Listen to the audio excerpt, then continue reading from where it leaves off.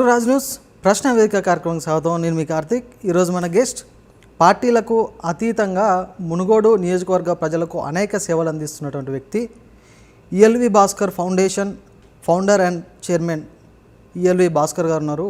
Welcome చేద్దాం. నమస్తే అండి. Welcome to Raj News. ఎలా ఉన్నారు? బాగున్నా. ఈఎల్వి భాస్కర్ అసలు ఈఎల్వి అనే దాని మీనింగ్ ఏంటి?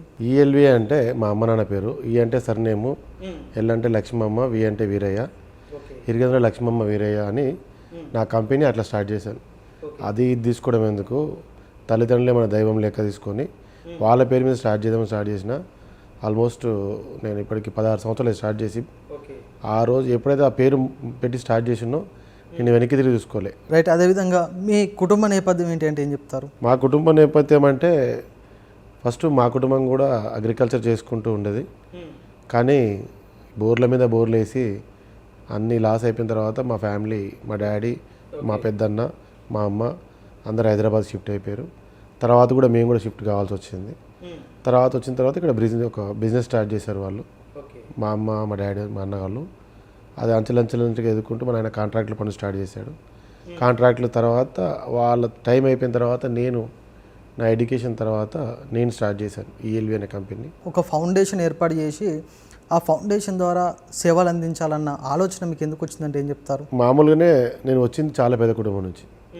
మనకు ఆకలి బాధ తెలుసు, కష్టాలు తెలుసు, చదువుకోవడానికి పడ్డ ఇబ్బందులు తెలుసు.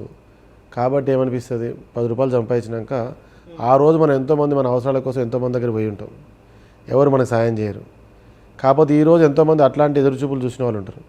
కాబట్టి నేను సంపాదించేదే సేవ చేయడం కోసం ఆ రోజే అనుకున్నా. మనకంటూ మన పిల్లలకి మన భవిష్యత్తుకి సరిపోయిన తర్వాత అది పైన ఏమైతే సంపాదిస్తామో అది సేవ చేయాలనే ఉద్దేశంతో నేను ఇక్కడికి వచ్చే ముందే విల్ రాసి వచ్చిన అన్నట్టుగా.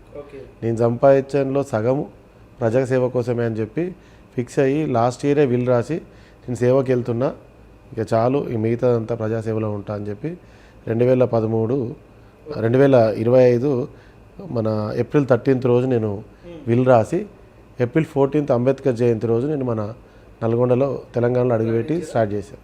మీ సేవ కార్యక్రమాలు ప్రజలకు నిస్వార్థంగా అందిస్తారా, లేకపోతే ఏదో మీ వ్యక్తిగత సులభం కోసం లేకపోతే మీ రాజకీయ సులభం కోసం అందిస్తారంటే ఏం చెప్తారు? సేవకి రాజకీయాలకు ముడిపెట్టనీకి ఉండదు. రాజకీయాల్లో చేయాలనుకున్నప్పుడు సేవతో ఇంత సేవ చేయాల్సిన అవసరం లేదు. రాజకీయ నాయకులు చేసే సేవ వేరేలాగా ఉంటుంది, ఒక సేవ చేసే నాయకుడి సేవ వేరేలాగా ఉంటుంది, రాజకీయాల కోసం సేవ చేసే వ్యక్తిత్వం వేరేలా ఉంటుంది.